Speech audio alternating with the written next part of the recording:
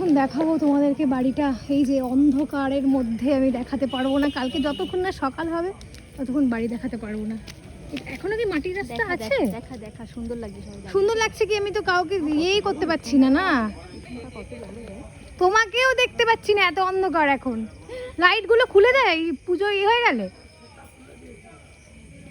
বাবা এই দেখো এখানে আমি ধরার সিঁড়ি করেছে। এই যে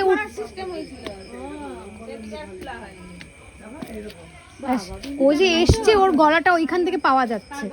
ছোট একটু শুনতে পাচ্ছ না? কেমন আছো বলো? গাড়ি নিয়ে চলে এসছে, আমরা তার আগেই চলে এসছি। হচ্ছে আমাদের জুতো কি বাইরে খুলবো এখন? না না তাহলে হ্যাঁ এইখানে রাখো না, আমি একটু কি সিস্টেম এগুলো আবার?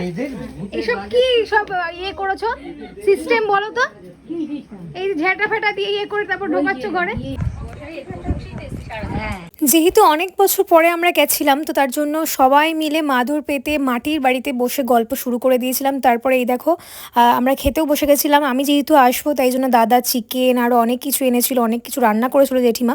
তো খাওয়া দাওয়া করবো, খাওয়া দাওয়ার পরে আমরা যাব একটুখানি ঠাকুরের মন্দিরে। আর আমাদের গল্প করতে করতে কিন্তু রাত 12টা বেজে গেছে। তো তারপরে তোমরা দেখতে থাকো। সবাই এখানে বসতে এসছে।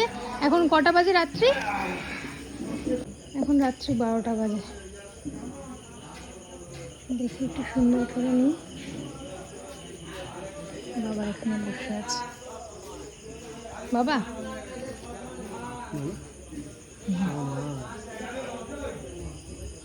এখানে ভোগ রান্না হচ্ছে কালকের জন্য, অনেক লোক। মা ওই যে দাঁড়িয়ে আছে, মা আর জেঠিমা। Hi everyone, good morning. কালকে লাস্ট ব্লগ এন্ড করলাম, তারপরে আজকে শুরু করেছি। এখন আমরা যাচ্ছি কোথায় বাবা? এই সামনে কি জায়গার নাম? ফল আনতে যাচ্ছি, কারণ মা পুজো দেবে। তো তার কারণে ফল নেব আর বাড়ির জন্য একটু আম নেব। একটা সুন্দর এটা কোন মায়ের মন্দির? শীতলা মায়ের মন্দির। শীতলা মায়ের মন্দির। ওহো জয় মা শীতলা। সুন্দর জায়গা। হ্যাঁ সুন্দর লাগছে দেখতে। হ্যাঁ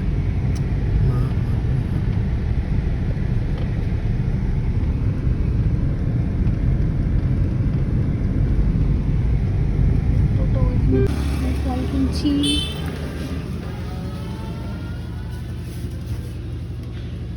নিয়ে নিয়েছি আমরা ফল। বাবা আমি এখান থেকে উঠতে পারবো না,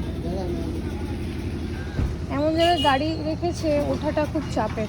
তো ফল কিনে আমরা চলে এসেছিলাম বাড়িতে। তারপরে তাড়াতাড়ি করে চলে যাচ্ছিলাম মন্দিরে, কারণ পুজো শুরু হয়ে গেছিলো। আর মায়ের মন্দিরটা দেখো এত সুন্দর লাগছে, মায়ের মুখটা দেখতে মানে মনে হয় যেন এখানেই বসে থাকি সারাক্ষণ। তো তারপরে তোমাদেরকে যেহেতু বলেছিলাম কালকে যে আমাদের বাড়িটা দেখাবো, এটাই হচ্ছে কি আমাদের মাটির বাড়ি, যেটা একতলাটাই কিন্তু অনেকটা উঁচু। দেখতেই পাচ্ছ এতগুলো সিঁড়ি আছে, তারপরে জমি থেকে এতটা উঁচু। তো এর পরের ব্লগটাতে আমি ওপরতলা আর তার উপরতলা মানে টোটাল 3 তলা সেখানে যাব। সেখানে গিয়ে তোমাদেরকে দেখাবো যে সেটা আরও কত সুন্দর। এটা হচ্ছে কি আমাদের বারান্দাটাই হচ্ছে কি এতটা জায়গা জুড়ে। এরপরে একটুখানি পেট পুজো করে নিলাম। এখন যাচ্ছি ভোগ খেতে। ভোগ খেতে পারবো কিনা জানি না, কিন্তু গিয়ে দেখে আসতে হবে কেমন কি। দেখো বাইরের অবস্থাটা, মা জেঠিমারা সব দাঁড়িয়ে আছে, বাবা যাচ্ছে।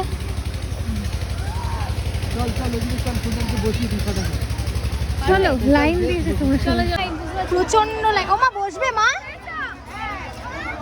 কি করে বসবে এত লাইনে? কি করে বৌদি খাবে? আমরা ভাবছি খাবো না, বাড়ি চলে যাবো, এত বেশি ভিড়। মা কোথায় চলে গেল? কি খাবে? মা খেয়েই যাবে, আমি আর বৌদি চলে যাচ্ছি, তুমি আর জেঠিমা বসে বড় খেতে। সব দিকেই আমি আর বৌদি চলে যাবো, তোমরা খাও বসে, অসুবিধা নেই।